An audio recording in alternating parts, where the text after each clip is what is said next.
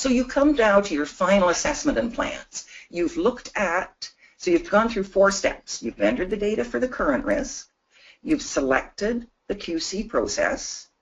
Now, and then you've compared the existing QC process and you've judged the runs to reject for both processes.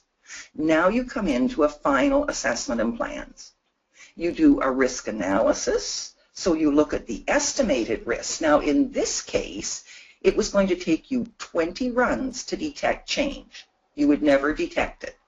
If that method failed this month, you would report 12,000 patients who were exposed to unacceptable risk.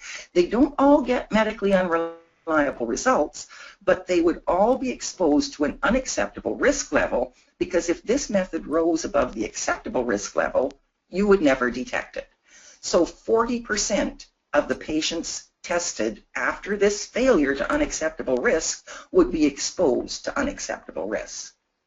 And then you evaluate that risk and say, is that okay? You compare it to if you used the mathematically optimized process.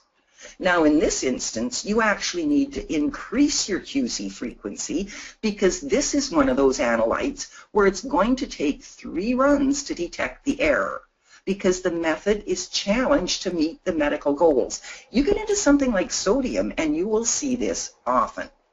But you can manage the optimum QC frequency to say no more than the acceptable risk level specified by the lab director will ever be exposed to unacceptable risk. So what we're calling this is mathematically optimized risk evaluation. It compares the current measured risk and the potential risk, if the method fails, to acceptable risk levels defined by the lab director. When you have those numbers, it's a simple mathematical calculation. So the reports show you, is the current risk acceptable? Is the potential risk okay with your existing QC and with the mathematically optimized process?